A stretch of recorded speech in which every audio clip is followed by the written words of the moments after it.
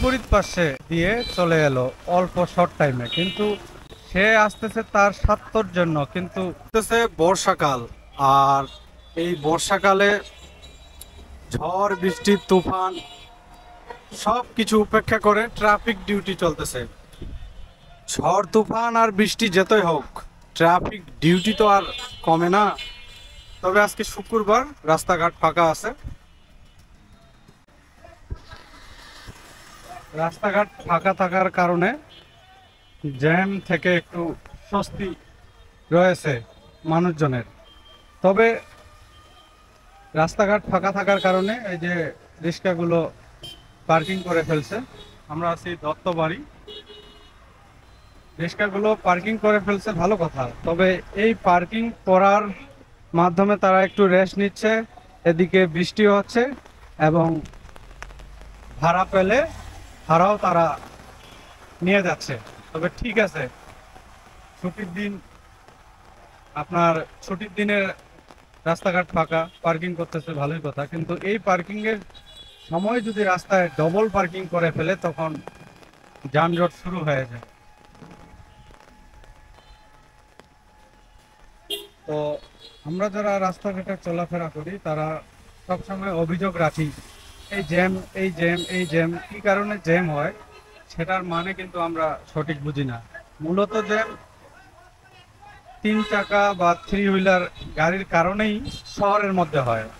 আর highway রোডের কথা বলতেছি না, যেটা শহরের মধ্যে, শহরে মেইন শহরে যানবাহন চলে, সেই রাস্তাগুলো প্রশস্তকরণ পর্যাপ্ত পরিমাণ না থাকলে জ্যাম হয়। আর দ্বিতীয়ত জ্যাম হয় নিয়ম না মেনে পার্কিং করলে। নিয়ম না মেনে পার্কিং করলে এ কারণেও জ্যাম হয়ে থাকে। তবে আমরা যদি সঠিকভাবে নিয়ম কানুন মেনে রাস্তাঘাটে চলাফেরা করি এবং নিয়ম মেনে যদি পার্কিং করি তাহলে জ্যাম থেকে মুক্ত পাবো, নির্বিচ্ছিন্ন যাতায়াত আমরা পাবো।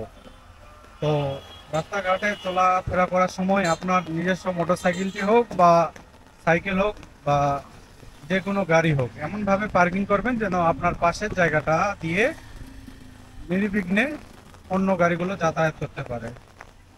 এই যেমন আমরা কিছু যাত্রী আছি, মেন রাস্তায় গাড়ি আটকিয়ে টাকা দেওয়ার জন্য, টাকা খুচরা করার জন্য চলে যাই দোকানে, আর এদিকে ড্রাইভার মামাও ভাড়া না পেয়ে দাঁড়িয়ে থাকে, আর এতেই মূলত জ্যাম হয়ে যায়। যেমন এই গাড়িটাই যাত্রী নেমে গিয়ে টাকা ভাঙতে গেল দোকানে, এই যে সাদা শার্ট, সে আবার টাকা দিয়ে দিবে, গাড়িটি চলে যাবে।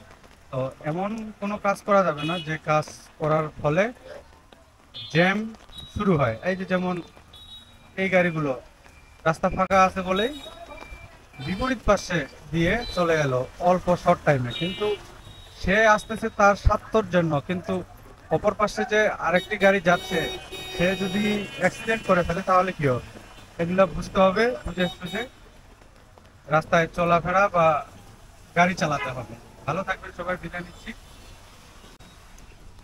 দত্তবাড়ি থেকে বৃষ্টি হচ্ছে, এই প্রচন্ড বৃষ্টিতেও ট্রাফিক ডিউটি থেমে নেই, ট্রাফিক ডিউটি চলবেই, এটা চিরকাল। তো ভালো থাকবেন, আল্লাহ হাফেজ, চিরন্তন ভালোবাসা সবাইকে।